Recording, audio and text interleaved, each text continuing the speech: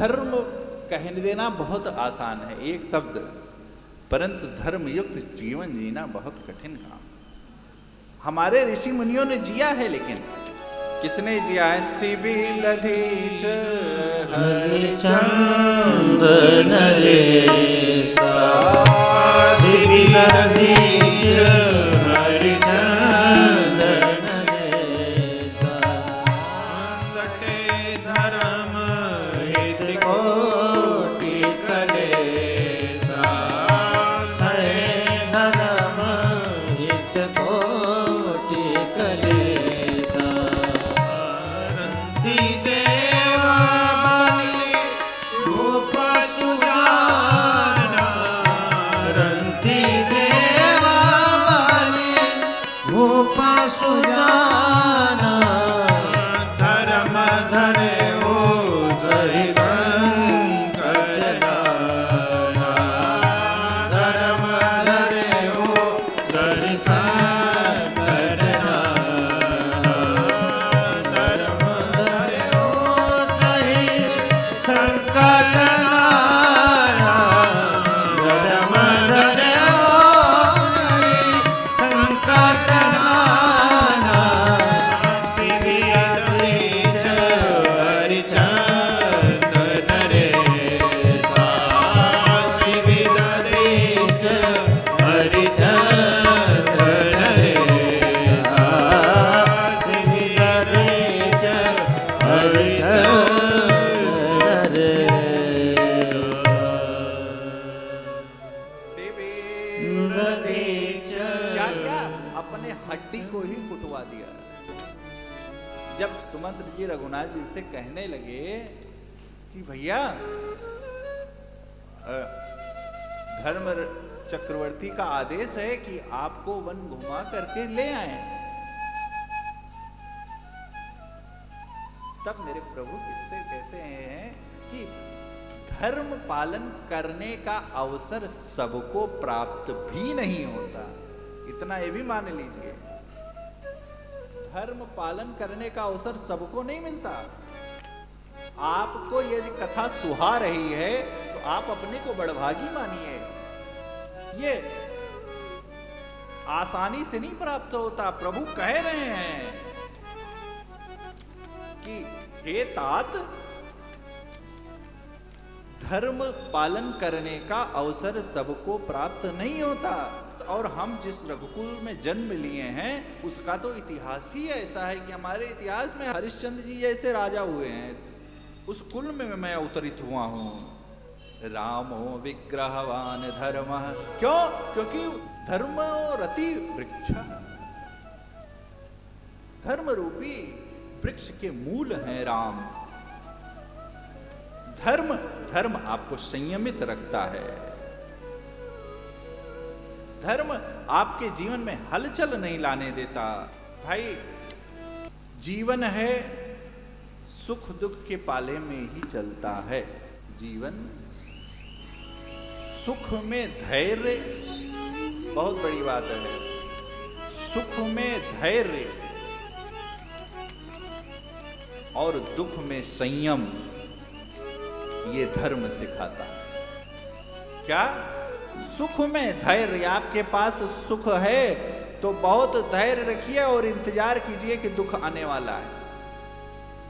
और यदि दुख है तो पूरे संयम के साथ जीवन जिए, पूरे संयम के साथ वो समय काटिए और इंतजार कीजिए कि सुख आने वाला है। यही तो श्रेष्ठ धर्माचारी के लक्षण है, यही तो श्रेष्ठ भक्त के लक्षण है। जैसे रखें, ये क्या है? यही तो, ये सब तात्कालिक प्रमाण है आपको। यदि आप धर्म के प्रभु के शरण में हैं तो यही तो प्रॉफिट है, जिस आपकी भाषा में कहें तो यही तो फायदा है। क्या फायदा है? कि आपको, आपके मस्तिष्क को, आपके जीवन को संयमित बनाता है धर्म। ये तात्कालिक प्रमाण है धर्म के। आपको आपके जीवन का आनंद लेने के लिए मजबूर कर देता है धर्म। आज इस भाग दौड़ भरी जिंदगी में आप 5 मिनट भी अपने लिए नहीं निकाल पा रहे हैं, नहीं निकाल पा रहे हैं। और परिणाम क्या हो रहा है कि इतनी खूबसूरत जिंदगी का, लाइफ का आप आनंद नहीं उठा पा रहे हैं, आप इंजॉय नहीं कर पा रहे हैं। आप पैसे की ऐसी होड़ में भाग रहे हैं, ऐसी होड़ में भाग रहे हैं कि क्या हो रहा है, आप अपने परिवार से भी धीरे धीरे दूर होते चले जा रहे हैं। एक नियम पकड़ लो, अपने बच्चों के साथ जब नहीं बैठेंगे तो आप ही बताइए आपका संस्कार आपके बच्चे में कैसे अवतरित होगा। आज हम भाग रहे हैं। उदाहरण भी हमको इसीलिए आज के युग का देना पड़ता है, क्योंकि पहले का देंगे तो लोग तो कहेंगे इतिहास है। मान लीजिए आप यहाँ पर हाईवे है, आगरा लखनऊ एक्सप्रेस वे, आपने गाड़ी चलाई 150, 200, 250 की स्पीड में झरझर झरझर झरझर झरझर चले जा रहे हैं, हड़बड़ हड़बड़। क्या होगा, आपको ना रास्ते का आनंद मिलेगा, गाड़ी को भी जान लिए डाल रहे हैं, सब परेशान है, आप भी परेशान, चालक भी परेशान, गाड़ी भी परेशान, और रास्ते का भी कोई आनंद आपको प्राप्त नहीं हो रहा है। और यही धीरे धीरे आप आराम से चलिए, आप आराम से चलें, रास्ते में कहीं चाय पी लिए तो क्या हुआ, आप रास्ते में हरियाली का भी, प्रकृति का भी आनंद ले रहे हैं और आप गुनगुनाते हुए अपने गंतव्य तक पहुंच जा रहे हैं। उसी प्रकार जीवन में यदि आप जीवन को बस हड़बड़ हड़बड़ हड़बड़ हड़बड़ ही जीते रहेंगे तो आपके प्रत्येक निर्णयों में हड़बड़ाहट दिखेगी, और जब निर्णयों में हड़बड़ाहट दिखती है तो निर्णय कभी भी शुद्ध सात्विक हो ही नहीं सकते, सटीक हो ही नहीं सकते। कोई भी निर्णय में जो भी हड़बड़ाहट में लिया गया निर्णय है, आप उसको देख लीजिए, मान लीजिए, आपका अनुभव होगा आपको, आप निश्चित उसको नोट कर लीजिए, उसमें कभी भी शुद्धता नहीं होगी, प्योरिटी नहीं होगी, वो सही निर्णय नहीं होगा, कुछ ना कुछ गड़बड़ हो ही जाएगी, बिना आपके चाहे भी वो निर्णय गड़बड़ हो जाएगा। ये क्या है, ये बताता है कि जीवन को बहुत संयमित होकर के जीना चाहिए। संयमित व्यक्ति क्या होता है, धैर्यवान होता है, उसके आचार और विचार में शुद्धता होती है। अरे हमारे शास्त्रों में तो धृतिर क्षमा दमो अस्त्यम शौचम इंद्रिय निग्रह द्विविद्या सततम क्रोधो दशम धर्म लक्षण। धैर्य, क्षमा, सहनशीलता, शौच, ग्रह, अनेकों 10 प्रकार के धृतिर, क्षमा, दमो, अस्त्यम, शौचम, इंद्रिय निग्रह, ये द्विविद्या, सत्यम, क्रोधा, दशकम धर्म लक्षण, 10 धर्म लक्षण बताए गए हैं मनुष्य में।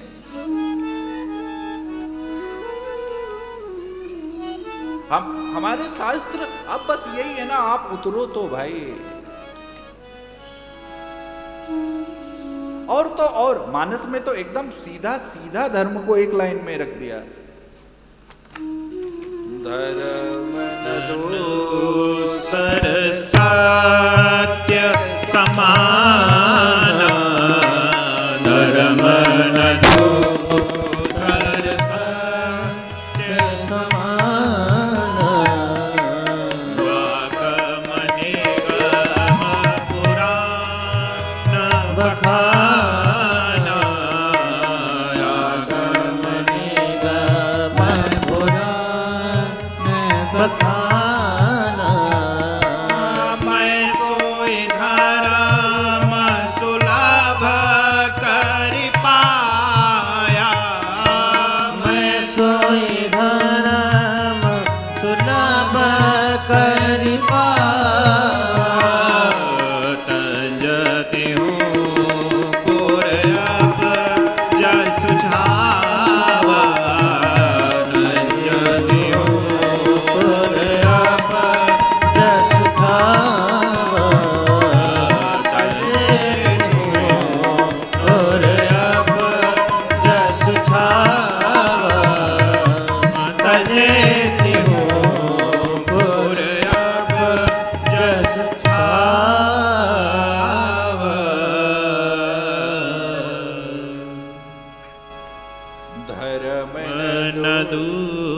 मंत्र जी से प्रभु कह रहे हैं कि भैया धर्म कुछ और नहीं है। धर्म क्या है? सत्य ही धर्म है। और सत्य क्या है? सत्य यही है कि ये मानव तन मिला है किसके लिए? ये मानव तन मिला है मानवता को जीवित रखने के लिए, मानवता को संरक्षित करने के लिए, मानवता का श्रृंगार करने के लिए। यही सत्य है।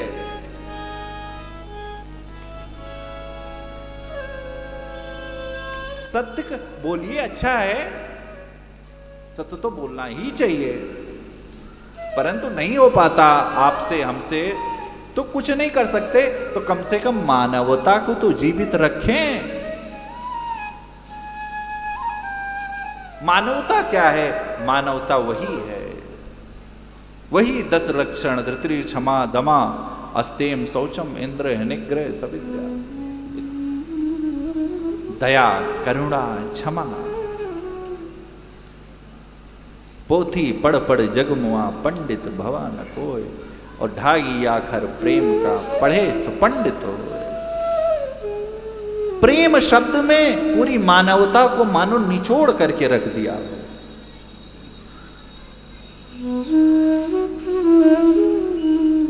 प्रेम, प्रेम बांटिए, प्रेम करिए। प्रेम में वासना ना हो।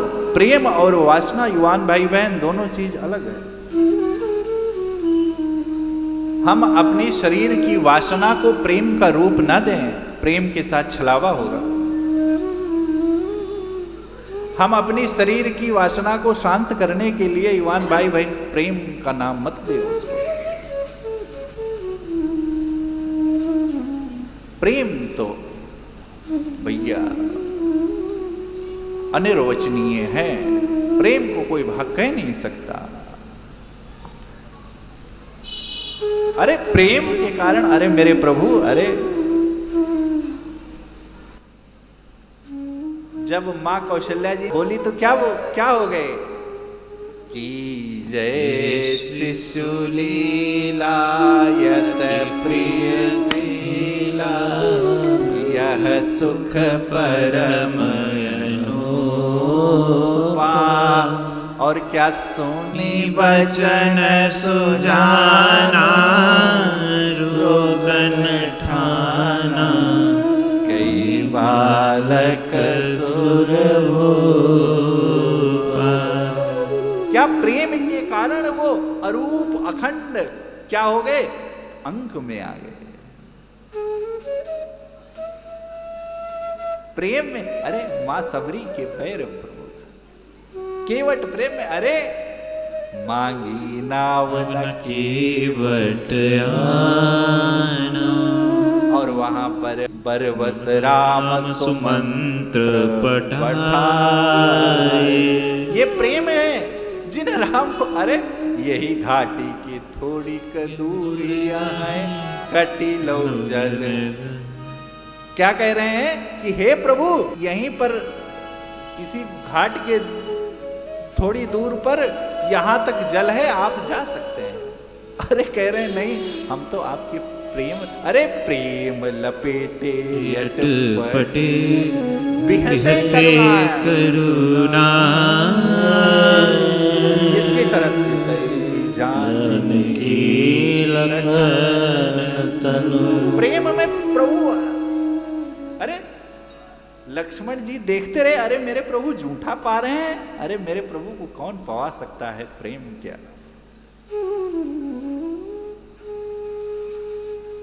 प्रभु तो हरदम है भैया, प्रेम प्रेम बांध लेता है मेरे प्रभु को।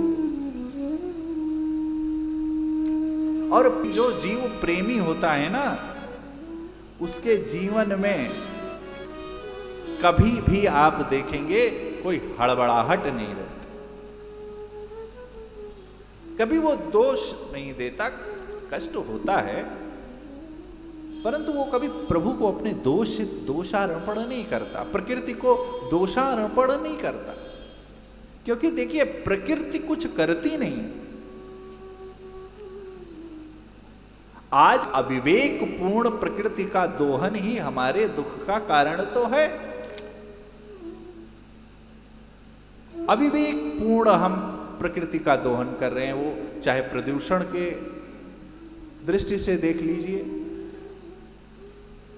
आज वृक्षों का जिस प्रकार कटान हो रहा है उस दृष्टि से देख लीजिए, और फिर हमको जब कुछ समय बारिश हो, अनावृष्टि हो, ओलावृष्टि हो इत्यादि जब होता है तो फिर हम प्रकृति को दोष देते हैं।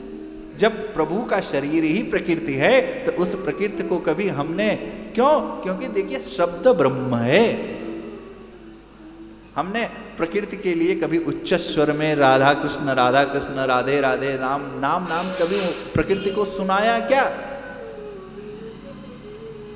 भाई हम कुछ नहीं कर सकते, आप कहें कि आप कुछ नहीं कर सकते तो दो शब्द जो है मुख से प्रकृति के लिए कुछ तो कर सकते हैं, कुछ नहीं, चार शब्द रघुनाथ जी का, या समस्त लोकः समस्तः सुखिनो भवन्तु, ये तो कह सकते हैं, कुछ तो कह सकते हैं, दो शब्द प्रकृति को समर्पित कर दीजिए।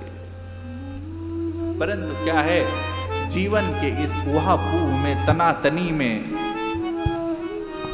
हम ना शांति ढूंढ पा रहे हैं, ना धैर्य ढूंढ पा रहे हैं। मानसिक स्तर की छोड़ो, शारीरिक स्तर पर भी शांति नहीं है।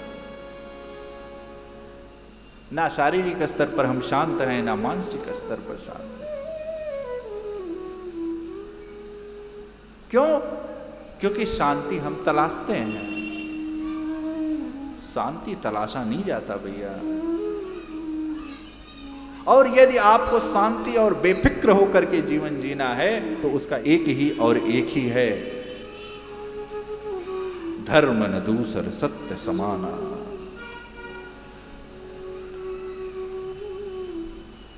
उस कोई दूसरा चाह, आपकी परिस्थिति गति जो भी हो, आप उसे हिसाब से निर्णय लो।